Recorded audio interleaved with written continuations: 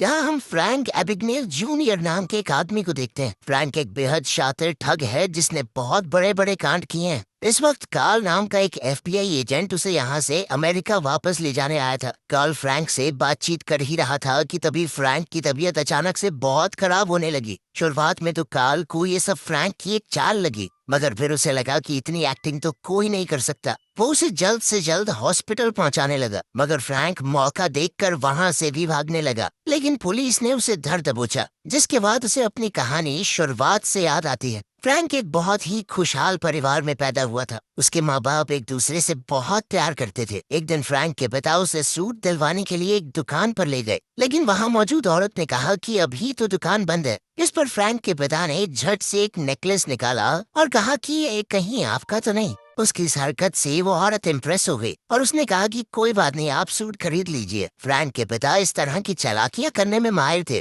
फिर उन्होंने फ्रैंक को ड्राइवर बन के गाड़ी चलाने को कहा और जल्द ही बैंक पहुंच गए। थोड़ी देर में बैंक का मैनेजर उन्हें रिसीव करने आया। दरअसल फ्रैंक के पिता को बिजनेस में बहुत बड़ा लॉस हुआ था, इसीलिए उन्हें बैंक से लोन की जरूरत थी। किसी और अकाउंटेंट की वजह से वो अपना टैक्स भरने में लेट हो गए, जिसके बाद उन्हें बहुत ज्यादा नुकसान उठाना पड़ा। लेकिन ये सब बताने के बावजूद भी कोई बैंक उनकी मदद करने को तैयार नहीं था। फ्रैंक के पिता की कार, प्रॉपर्टी, पैसे सब कुछ गवर्नमेंट ने जब्त कर लिया, मगर इस तंगी के बावजूद भी उन्होंने फ्रैंक का एक बैंक अकाउंट खुलवाया। फ्रैंक ने उनसे पूछा कि आप ऐसा क्यों कर रहे हैं, आप तो खुद कर्जे में हैं। इस पर उसके पिता ने कहा कि मेरी चिंता मत करो, तुम्हारी पूरी जिंदगी अभी आगे पड़ी है, तुम्हें अच्छे से जीनी है। उनकी जिंदगी में अचानक से तंगी आ गई थी, तो फ्रैंक को अपना स्कूल भी बदलना पड़ा। मगर स्कूल के पहले दिन ही इस नए स्कूल में एक लड़का फ्रैंक को परेशान करने लगा। वो उसका मजाक उड़ाते हुए कह के चला गया कि टीचर लग रहा है तू, अपनी उम्र के हिसाब से कपड़े पहना कर समझा।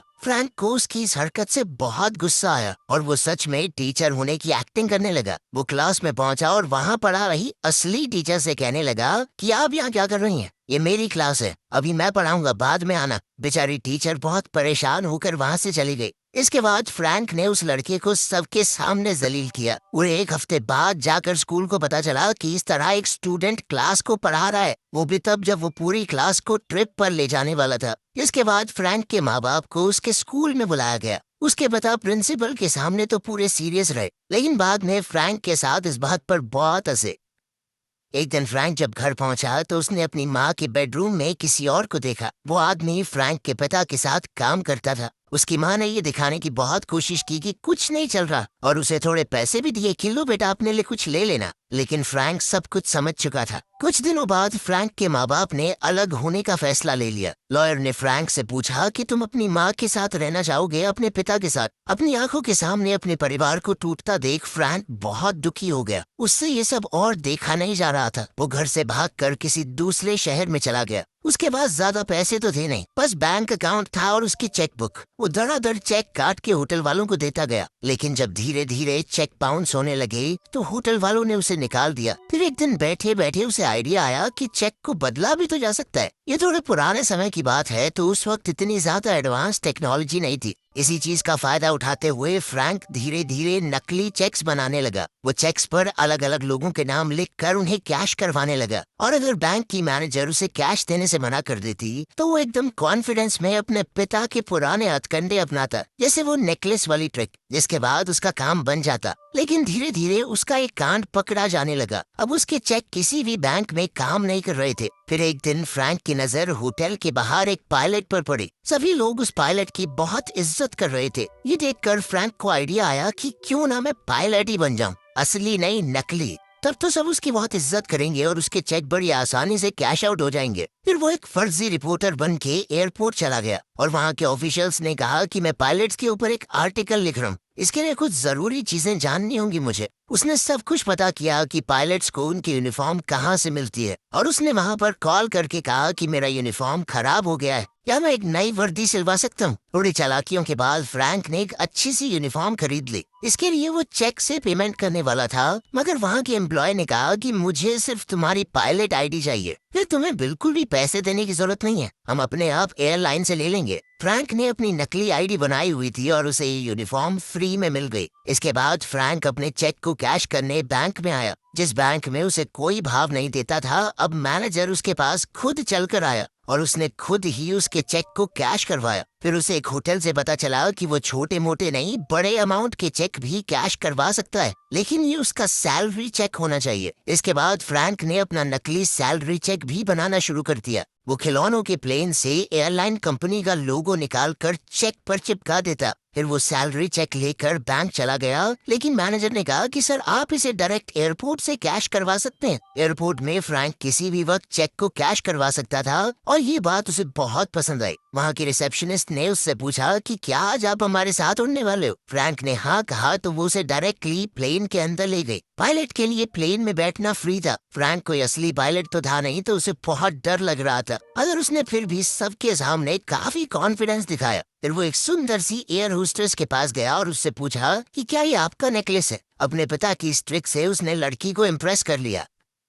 फ्रैंक अपनी उम्र से थोड़ा बड़ा लगता था और किसी को शक नहीं हुआ कि वो 22-23 साल का एक असली पायलट नहीं है। फ्रैंक अपनी जिंदगी के पूरे मजे ले रहा था। उसने एक बैंक की मैनेजर के साथ भी फ्लर्ट करना शुरू किया और पूरे सिस्टम को समझने लगा कि चेक कहाँ से आते हैं, कहाँ जाते हैं, अकाउंट नंबर कैसे असाइन होते हैं, सब कुछ उसने पता लगा लिया। उसे पता चला कि बैंक के चेक्स को एनकोड करने के लिए टाइपराइटर का इस्तेमाल किया जाता है, तो उसने भी बिल्कुल वैसा ही सेकंड हैंड टाइपराइटर खरीद लिया। फ्रैंक अब नकली सा काम नहीं कर रहा था, उसका काम बहुत ज्यादा प्रोफेशनल हो गया था। धीरे धीरे वो चेक्स की मदद से ज्यादा रकम निकालने लगा और उसका ये फ्रॉड बड़े से बड़ा होता गया। उसकी इन हरकतों की खबर FBI तक पहुंच चुकी थी और उस केस को कार्ल नाम के एक एजेंट को असाइन कर दिया गया। वो अपने काम को बहुत सीरियसली लेता था। एक दिन फ्रैंक अपने पिता से मिला, जिन्हें वो अक्सर चिट्ठियां लिखकर बताता था कि आजकल क्या कर रहा है। फ्रैंक के पिता को लगता था कि उनका बेटा सच में पायलट बन चुका है। उन्हें उसके ऊपर बहुत फक्र हुआ।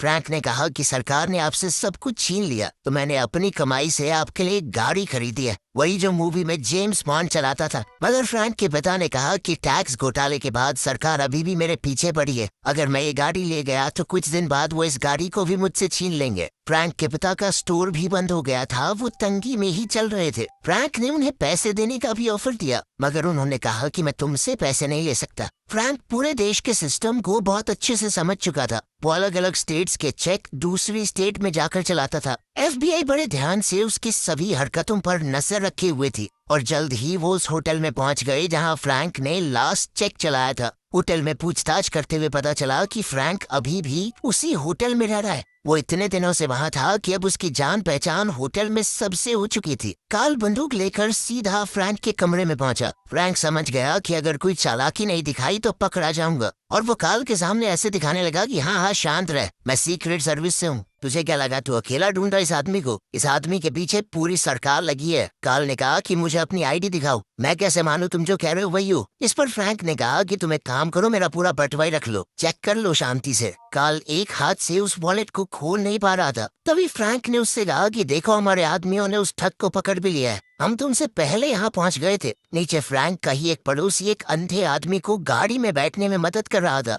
दूर से देखने पर कार्ल को लगा कि सच में ठग को पकड़ लिया गया है। इससे कार्ल भी फ्रैंक के ऊपर भरोसा करने लगा। फ्रैंक ने अपना नकली चेक बनाने का सारा सामान उठा लिया और कार्ल से कहा कि पुलिस थोड़ी देर में आती होगी, तब तक मैं ये सबूत नीचे रख के आता हूँ। अब तो कार्ल उस पर पूरा भरोसा करने लगा था। उसने कहा कि ये लो अपना वॉलेट भी ले जाओ, लेकिन फ्रैंक ने जानबूझकर कहा कि नहीं, इसे तुम ही रखो, और सारे जरूरी सामान को लेकर वो वहाँ से भाग गया। कुछ देर बाद जब कार्ल ने आखिरकार वॉलेट खोल कर देखा तो उसमें कुछ भी नहीं था। वो शातिर ठग उसकी आंखों के सामने भाग चुका था। ये जानकर कार्ल को बहुत बेइज्जती महसूस हुई। उसके बॉस ने भी उसे खूब झाड़ लगाई। कार्ल इतने गुस्से में था कि उसने अपने बॉस को ही खरी खोटी सुना दी। फ्रैंक जिस तरह पायलट होने का दिखावा करता था, ये बात धीरे धीरे एयरलाइंस को पता चलने लगी। अब यही स्कैम फिर से करते रहना थोड़ा मुश्किल था। प्रेस को जब इस बात का पता चला तो उन्होंने फ्रैंक को जेम्स बॉन्ड का नाम दे दिया। फ्रैंक इस बात से बहुत खुश हुआ और उसने बिल्कुल जेम्स बॉन्ड जैसे ही सूट पहनने शुरू कर दिए, गाड़ी भी वैसी ही खरीद ली। धीरे धीरे समय बीतता गया और क्रिसमस का समय आ गया। कार्ल अकेला अपने ऑफिस में काम कर रहा था। तभी फ्रैंक ने उसे कॉल करके कहा कि अब तक जो भी मैंने तुम्हारे साथ किया उसके लिए मैं माफी मांगना चाहता हूँ। फ्रैंक ने अपना पता भी उसे दे दिया, लेकिन कार्ल ने कहा कि तुम मुझे फंसा रहे हो ना, इस बार तेरे चंगुल में नहीं आऊंगा बेटे। साथ ही कार्ल ने कहा कि तेरे पास पैसा भले ही हो, लेकिन तू बहुत अकेला है, इसीलिए तो मुझे फोन कर रहा है। फ्रैंक को ये बात बहुत बुरी लगी और उसने फोन रख दिया। लेकिन फ्रैंक इस बार सच कह रहा था। उसने अपना असली एड्रेस कार्ल को बताया था। आखिरी बार जब कार्ल ने फ्रैंक से बात की थी तो उसने अपना नाम बैरी एलन बताया था, जो कि एक कॉमिक बुक का कैरेक्टर है। कार्ल ने तभी अपने ऑफिस में फोन करके बताया कि ये कोई बच्चा है जो बस थोड़ा उम्र बहुत कम है इसकी,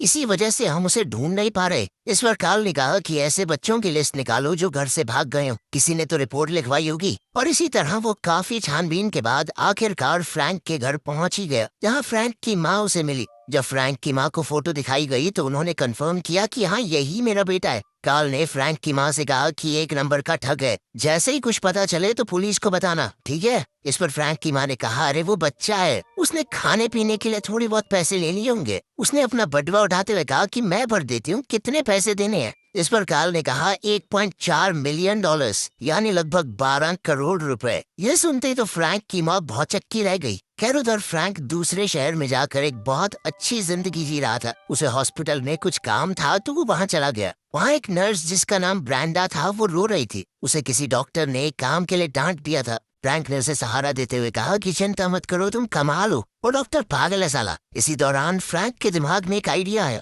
उसने ब्रेंडा से पूछा कि यहाँ कोई जॉब वैकेंसी है क्या। दरअसल अब पायलट बनना थोड़ा रिस्की हो गया था, तो फ्रैंक ने सोचा कि अब डॉक्टर बन जाते हैं। उसने कहीं और की भी नहीं, हार्वर्ड की डिग्री बनाई और इंटरव्यू के लिए चला गया। वहाँ मौजूद डॉक्टर को भी लगा कि सर आप हमारे छोटे से अस्पताल में काम करेंगे। फ्रैंक अलग अलग डॉक्टर्स वाली मूवीज देख कर गया था, जिससे उसे पता रहे कि कैसे बर्ताव करना है। तो फ्रैंक ने जवाब दिया कि सर मैं बड़े शहरों में नहीं, छोटे शहरों में लोगों की मदद करना चाहता हूँ। जिसके बाद उसे झट से नौकरी मिल गई। वो काम धाम कुछ करता नहीं था, बस डॉक्टर्स को आलतू फालतू सलाह देता रहता था। साथ ही खाली समय में वो और ब्रेंडा एक दूसरे के बहुत करीब आ गए। तभी एक दिन अचानक एक इमरजेंसी केस के लिए उसे बुला लिया गया। एक छोटे बच्चे को बहुत ज्यादा चोट आई थी। खून देखकर तो फ्रैंक हिल गया। उसने पूरा कॉन्फिडेंस रखते हुए डॉक्टर से कहा कि तुम इसमें क्या करोगे। डॉक्टर ने जो भी जवाब दिया उसने कहा कि बिल्कुल सही, मुझे कॉन्फिडेंस है कि तुम ये कर सकते हो। मैं कुछ देर में आता हूँ देखने की सही काम किया है कि नहीं। ये कहकर वो वहाँ से चला गया, लेकिन असलियत में तो उसकी हालत पतली हो गई थी।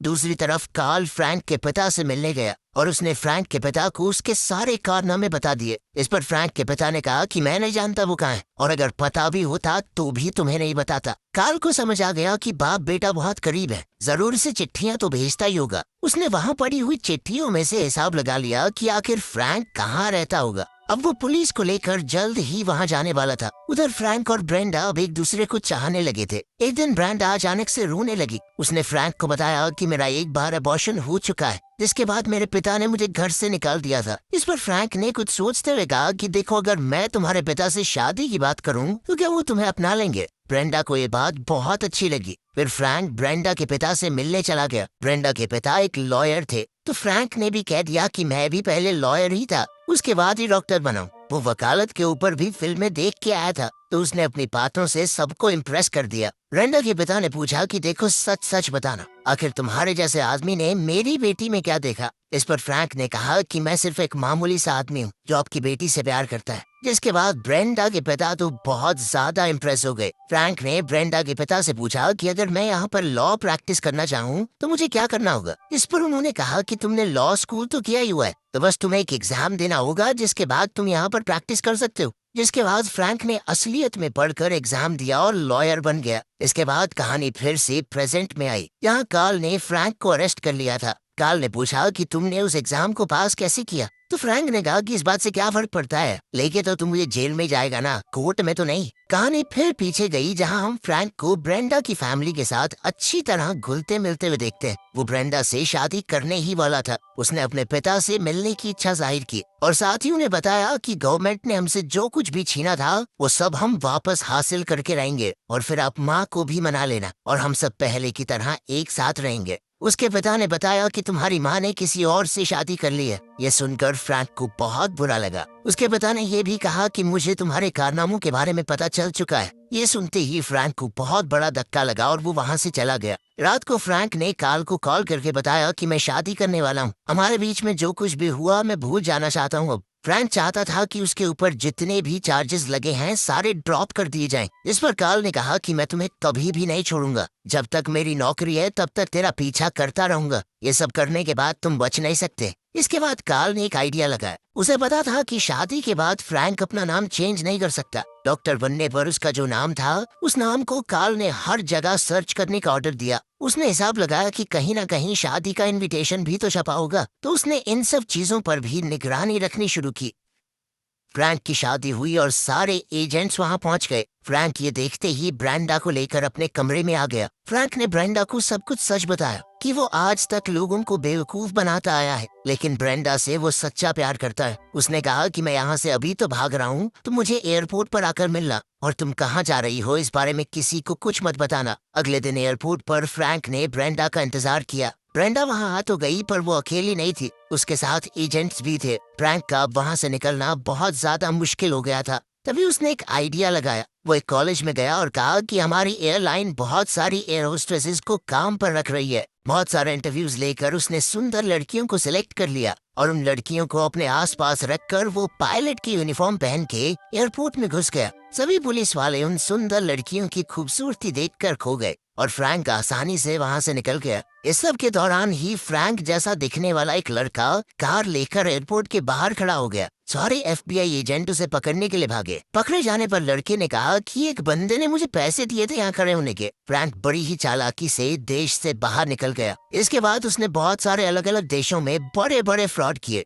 फ्रैंक की जो आखिरी जगह पता चली थी वहाँ वो चेक बना रहा था। कार्ल ने अपने सीनियर्स से कहा कि मुझे वहाँ जाने दीजिए, मैं उसे पकड़ कर ले आऊंगा, लेकिन उसके सीनियर्स ने उसकी बात नहीं मानी। हमारे देश में तो पकड़ नहीं पाए, दूसरे देश में पकड़ोगे। फिर कार्ल ने फ्रैंक के बारे में और इन्फॉर्मेशन निकाली और उसे पता चला कि अब तो फ्रैंक अपने चेक्स को प्रिंट करवा रहा है। कार्ल इतना तो जानता था कि फ्रैंक रशिया में है, लेकिन रशिया छोटा देश तो है नहीं। रशिया में कहाँ पर? उसे याद आया कि फ्रैंक की माँ रशिया के एक छोटे से गांव से थी और थोड़ी रिसर्च करने पर पता चला कि वहाँ एक प्रिंटिंग प्रेस भी है।